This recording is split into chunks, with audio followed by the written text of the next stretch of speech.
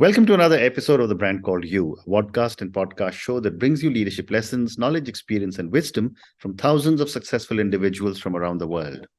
I'm your host, Ashutosh Garg, and today I'm delighted to welcome a very, very accomplished professional and entrepreneur from Chicago, USA, Mr. Grant Sapkin. Grant, welcome to the show. I'm glad to be here. Grant is the founder and CEO of BurrstSports. So, Grant, before we get into BurrstSports, tell me a little bit about your own journey.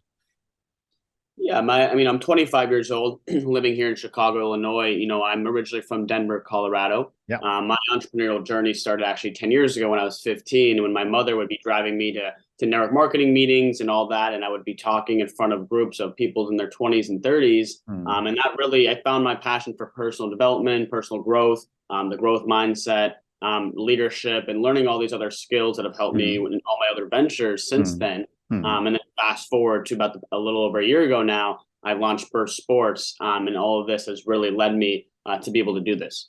Fantastic. So tell me about BurrstSports. So BurrstSports was founded in December of 2021, and with the mission of helping these young athletes be able to monetize their NIL, which is their name, image, and likeness within the Web3 industry. You have two new industries emerging. You have the NIL, it's a little over a year old, and you have Web3 that's now been booming because of NFTs and crypto and the metaverse and that's coming together. So really helping these young athletes monetize their overall brand within the entire Web3 industry is the ecosystem that we're creating. And before I go further, for a lot of our viewers and listeners, help us understand the difference between Web 2 and Web 3. So the simplest way to put it, Web 2 is all the social media, even us being on Zoom right now. It's all the social media stuff you see with Twitter, Facebook, everything else online. The Web 3 is really with the creator economy. It's giving that decentralized and that it's blockchain driven internet, and it's giving that control to the actual consumer. So when you say that you are helping young athletes monetize their brand in Web3 by working with them to create multiple revenue streams, help me understand how it works. And if possible, give me a couple of examples. Yeah, I would say the first example is in this past week, we've actually launched 20 of our football athletes on our partner BurrstStacks' platform. And for those that don't know what BurrstStacks is, it's a global exchange, $15 billion valuation. And it's backed by some notable names such as Drew Brees, Patrick Mahomes, Randy Jackson. And so we're already seeing incredible revenue results for these 20 athletes, which excites us about, we have 180 plus signed, to an agreement with us and on our roster. So we're very excited to be able to help not only those, but the thousands to come, as well as put together so many other revenue streams and gamification, tokenization, metaverse, and so many other elements. But just going a little further, can you take us through one particular, say, athlete without any names, or one particular football player, and how you are using their intellectual property rights, if I can use that term, to start monetizing it? So the simplest way to put it is that we're working with that individual athlete all the way through, right? From start to finish of getting them onboarded and showing them exactly what they're getting into, educating them on what it is that they're getting into, and helping them and enabling them to actually monetize their brand. And what that means is allowing for these consumers and the fan economy to actually be, for this example of BurrstStacks, is they're buying these digital shares of our athlete, right? And so they're able to then the athlete's able to give exclusive utility and different incentives that are then helping out their fans and the people that are consuming their shares. So say for discussion purposes, you're a football star who's just had a hat trick in the World Cup, right? And I want to buy a small piece of you. How does that work? So this is why the accessibility has come into, and it's really bridging the gap between Web 2 and Web 3.0, because you have to make this shift very easy for the consumer to see. You can't just expect them to go and get all the different crypto wallets and be able to merge different things and then be able to understand that. So really, it's as simple as signing up and creating an account on the BurrstStacks app and their platform, and then uploading funds into your wallet. Circle is a great company that's a partner with BurrstStacks for their banking purposes. And then from there, you can just buy right away. And so it's very quick and simple And that process is really easing, this whole generation that's paying attention to Web3. It's easing them into it. And if say I invest $100, continuing with the same example, you as the sports person certainly make money. What do I as the investor make out of the whole thing? It's a great question. I mean, the first thing is that you're actually joining in on their journey because you're owning shares of their overall brand. The second part is that it's an exchange, right? So you're able to buy, sell, and trade. So you can see that this individual player has a breakout season, and then you see that his stock went up, and you want to sell it and make money yourself, or you want to trade it in the marketplace. Also, you might say, you know what, this has been a player I've followed for a good amount of time. I want to get closer to him, and maybe I can actually go and do a meet and greet or have different merchandise by this player, sign stuff, memorabilia. There's a lot of different ways to go about it. A lot of our athletes, and we have both male and female athletes. We're trying to level the entire playing field. A lot of them are giving back to charities and nonprofits. And I think that charitable giving is so important because they are impacting the youth and the people that look up to them. And from an investor perspective, how do you manage risk? So Turncoin is the digital security that's actually registered by the SEC and it's regulated by the SEC.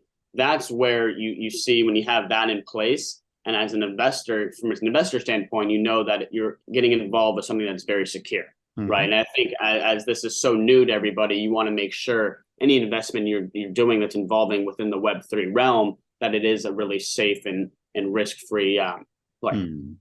Interesting. Moving on, you live by the words, feel the fear and do it anyway. Help me understand this, does feel the fear really mean to get your adrenaline pumping? Or what exactly do you mean? And give me an example. Yeah, that's one of the quotes I heard from a mentor of mine a few years back. And it really, it ties into everything in entrepreneurship. If you don't, everyone's going to have fear at a certain point, and it's an emotion you have to feel. And it's really how you cope with that. And I think that's the best way to put it, is just actually feeling it and understanding and being aware that it's there, but just doing it anyway, doing that task or going and taking that leap of faith, and actually putting yourself out there to accomplish what you set out to do. And I think that's everything with entrepreneurship, is that you don't know what the other side is going to bring, but if in your gut it's telling you that to actually do this and make something happen that can impact a lot of people, that's really where that quote stems from. Interesting. Then my next question is that, we just spoke very briefly about the metaverse, but how are you linking the metaverse with the Web3 and the value that you're creating for so many different athletes? It's a great question. So the metaverse it's going to take years to actually unfold completely, right? And it's really still in the early stages. However, we're in talks with a few companies that are actually building out land and actually arenas and different stuff in the metaverse. So we're going to have our athletes' brands on there. They're going to be able to interact with their fans. They're going to be able to have their own merchandise, which the fans will actually get real life merchandise as well. So it's really bridging the gap between this physical and digital world, and allowing our athletes to be on there, having their own game avatars on there. It's going to be very exciting for our athletes. So continuing with my example of Grant Sapkin having shot a hat trick at the World Cup in 2022, and if he goes on to have a similar kind of a trajectory of goals in league matches and in Euro matches and whatever else, in the metaverse, what you're saying is that Grant, the football player, will become more and more valuable. Is that what I'm understanding correctly? Yes, it's also just going to give a different experience, right? And you see with everything with augmented reality and virtual reality, and you see the Oculus and things that are already out there that people are experienced with. But now you see something on the metaverse where you can actually be hosting meetings and hosting the different sporting events and doing all this stuff where, we could be like different parts of the world like we are on Zoom. However, we can be doing the same thing and actually having more of an immersive, experience. So what did we write as someone, explained to me that the metaverse is really Web3 in 3 dimension? Yes, there is a lot of three-dimensional effects to the metaverse, and I think that's what's so unique and creative about it is that it's not something that you can just, you log on to something on Instagram or different social media and just see a picture or video of something. It's actually like, it feels like you're actually in the real world of the metaverse that you're seeing in front of you. So it's definitely something unique, and I think there's a lot to expand from it. And it's really going to be awesome when we can ease everybody into it seamlessly. But when it comes to the World Wide Web, whether it's Web 1 or Web 2 or Web 3, there is only one web across the whole world. Right. But there seem to be multiple metaverses. How do you see people, the common individual, not people who are experts in this area like you, but how does a common person understand which metaverse to go to? It has to resonate with them, right? You see that there's different things, whether it's the fashion industry or sneaker industry or real estate or whatever it might be. It has to resonate with that individual, that it makes sense for them to actually get immersed into that metaverse. And I think that's why you're seeing all these different companies and brands around the world trying to understand what is their niche inside the metaverse and how can they actually, go in the best possible way. And that's really what's going to help these consumers and the whole fan economy understand what's also in it for them to be involved. My next question to you is on NFTs, the non-fungible tokens. For my viewers and listeners, can you explain in a little, in simple language, what exactly is an NFT? The simplest way to put it is that each non-fungible token is unique and has its own set of properties and is different. And that's the best way to put it. If you have two different Walgreens at two different addresses, obviously they're at different locations, and so that's very unique. And that's with NFTs, right? And so we're also going to work on that component with our athletes to have those NFTs, and it's going to be in a very unique way to allow their fans to purchase and actually get that utility attached to it. So it's, even though there's been ups and downs in the NFT, especially the crypto market, NFTs are going to have a huge play in our world to come because there's so much value you can attach to them. And can you give me an example of how some of the work that is being done by you in the NFT space with athletes has benefited student athletes? Yeah, so right now, with our first opportunity, as we're putting together different partnerships to create that ecosystem I spoke about earlier, there are no NFTs that are being sold on the Virtual Stacks platform right now. When that is introduced, people are actually going to have to first own their digital shares, which are fungible, before being able to buy their NFTs. And there's going to be all different utility. We have, athletes, like I said, that have their own charities. We have athletes that want to do a lot of merchandise and training programs. There's a lot of different ways to go about it. And that's the creative process that we're excited to work with our athletes on, because there's a lot of potential to be creative within that. And, there are so many athletes around the world and so many aspiring athletes. And some of them, of course, will go on to be, Olympic stars. I spoke 3-4 hours ago to an Olympic medalist from Senegal. So, there are athletes all over the world. How can they take advantage of the work you are doing to be able to monetize some of the amazing work that they have done as athletes? Yeah, that's a great question. I think the best way for these athletes to get involved is to be open-minded and to actually, we want to help these young athletes first. If they want to be professional, we'll still keep that relationship. But we want to be able to educate and help the youth, right? And there's a lot of young athletes all over the world. And if they have an open mind and want to see how the Web3 world can actually help benefit their brands in more ways than just one, because there's different revenue streams you can get for these athletes, that's really the ones we want to work with. And it doesn't matter if they have a large brand on social media or small. We want to level the entire playing field. And that's what's so powerful about our mission and impacting these young athletes, is because we want to help everybody that's really willing to work with us. So what I'm understanding, or could be wrong, is that every single athlete could potentially become like a little company whose share is trading on the stock market.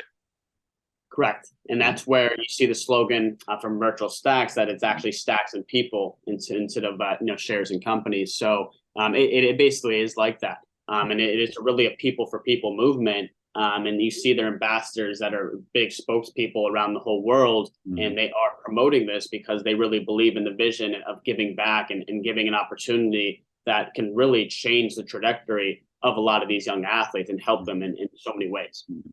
But I have time for one or two more questions.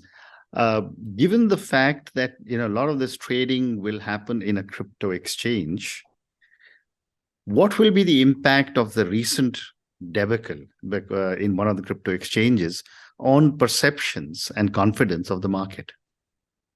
That's where education is going to have a big play in everything that we're doing. And we stress that Web3 education. We want to be able to educate all of our athletes on everything they're getting into. And it's very crucial to us because if they're educated and understand what they're doing, so will their fans and so will the consumers that are paying attention. And then it has to be transparency. I think that's the biggest thing. And you see our core values listed on our website, and transparency in everything is going to lead for easy accessibility and everybody to actually get involved and understand that what is actually going on and not anything that's behind their backs.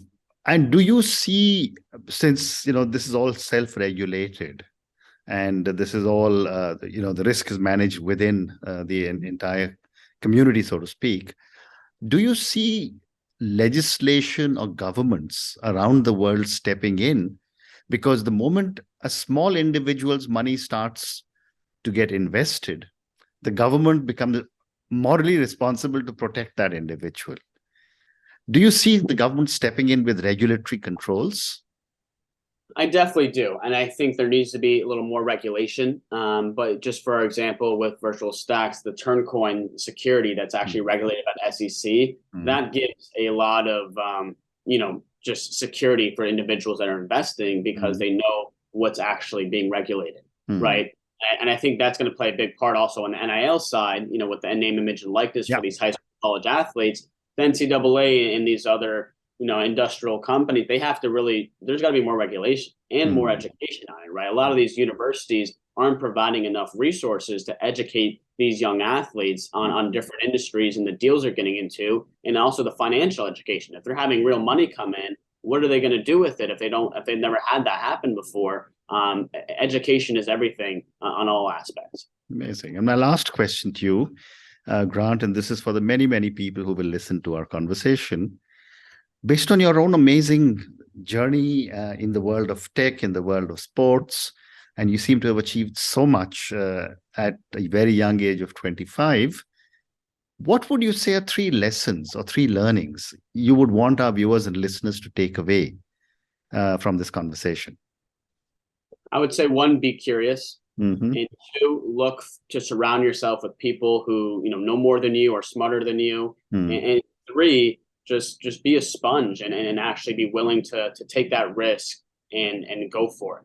Right. I mean, there's nothing to lose, and other people's opinions aren't going to dictate your life. Actually know what you want and go and do everything you can and reverse engineer what you want as well, because that's going to allow you to lay out that blueprint that's going to allow you to reach your goals way quicker.